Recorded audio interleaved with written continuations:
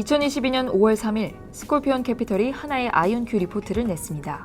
특정 기업에 대한 숏 포지션을 잡고 리포트를 내 기업의 주가를 끌어내리려고 하는 스콜피온은 보고서를 통해 아이온큐의 문제점들을 지적했습니다.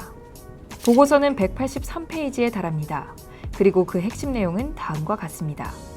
아이온큐는 20년 동안 학문적 연구를 정점으로 세계에서 가장 강력한 양자 컴퓨터를 보유하고 있다고 주장한다.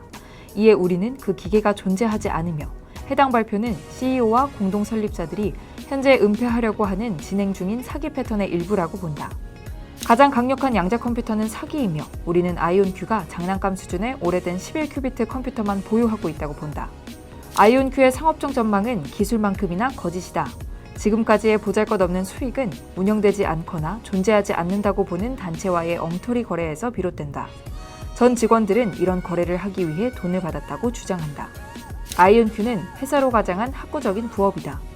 내용은 방대하지만 핵심적인 하나의 공격은 아이온큐의 기술은 사기다 라고 볼 수 있습니다. 창업자들이 회사에 잘 나오지 않는다거나 CEO의 학력에 문제가 있다거나 상업적으로 부적절하다거나 하는 비판의 시작은 모두 경쟁력 있는 양자 컴퓨터 기술이 있느냐로 모이기 때문이죠. 스콜피온의 공격 이후 아이온큐는 9일 후인 5월 12일 논평을 내놓았습니다. 김정상 CTO와 크리스토퍼 문로 최고 기술자는 스콜피온의 보고서는 잘못된 정보로 가득 차 있으며 일반적으로 양자 컴퓨팅 산업과 특히 아이온큐 기술에 대한 숨막히는 무지를 보여준다고 밝혔죠. 이들은 아이온큐는 최초로 상장된 순수 양자 컴퓨팅 기업인데 공매도 전략을 통해 잘못된 정보를 공개하고 주가 하락에 베팅하는 등 의심스러운 주가 조작 전술의 손쉬운 표적이 되고 있다고 전했습니다. 아이온큐의 창업자들은 양자 컴퓨터가 사회에 미칠 가능성을 과대평가하기도 어렵다며 가장 크고 성공적인 기술 회사와 미국, 중국, 유럽 등의 정부도 이에 동의한다고 밝혔습니다. 실제 알파벳과 아마존, 마이크로소프트 등은 양자 컴퓨터를 개발하고 있으며 클라우드 서비스를 통해 아이온큐의 컴퓨팅 서비스를 제공하고 있습니다. 양측 모두 매우 강한 어조로 자신의 주장을 밀어붙이고 있습니다. 그리고 개인 투자자의 입장에선 이 두 주장 중 어느 것이 100% 진실인지 확신할 수 없습니다. 더욱이 양자 컴퓨팅 기술은 가장 초기 단계의 상용화 작업이 진행되고 있습니다. 즉 누구도 당장 증명해내기도 쉽지 않은 거죠. 이번 공매도 사태와 관해 우리가 고민해야 할 지점을 정리해보도록 하겠습니다. 스콜피온은 공매도 투자자입니다. 즉 공매도 리포트를 내는 건 이 기업의 핵심 과업이죠. 키르 칼론이 2020년 세운 스콜피온은 2021년 긴코 바이오웍스, 버클리 라이츠, 퀀텀 스케이프, 네브로에 대한 공매도 리포트를 내놨습니다. 창업 전 셀리그만 인베스트먼트에서 일한 키르 칼론은 옥소젠과 파노와에 대해서도 공매도했죠. 경력상 키르 칼론은 2013년 이후 숏 투자에 집중한 것으로 알려졌습니다. 다만 숏 케이스가 총 7개로 제한적이죠. 스콜피온이 타깃으로 삼은 곳들 중 다수는 바이오 등 최첨단 기술을 메인으로 두고 있습니다. 그리고 아이온큐를 포함해 스펙 합병 방식의 상장을 여럿 볼 수 있죠. 2020년과 2021년 기술 기업의 주가가 매우 가파르게 성장했으며 개인 투자자의 진입이 두드러졌다는 점도 주목해야 합니다.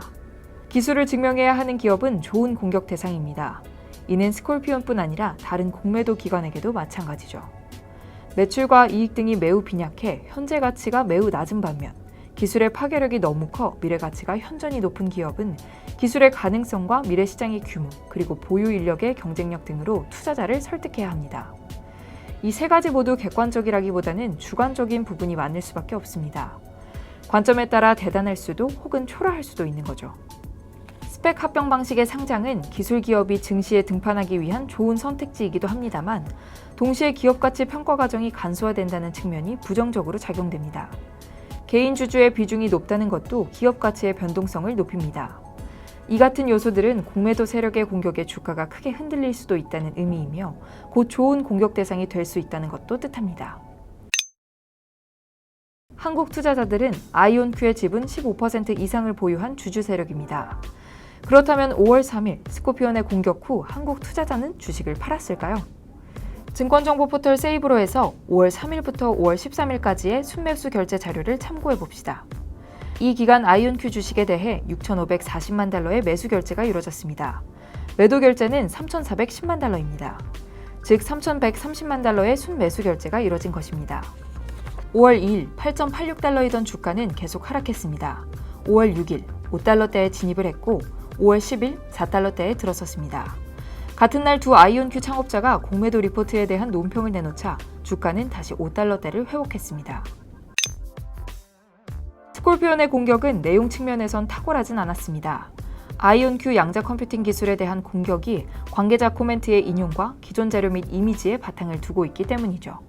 즉, 직접 아이온큐의 양자 컴퓨터의 연산 능력이 허구라고 증명하진 못한 겁니다. 그럼에도 공격은 제대로 먹혔는데요.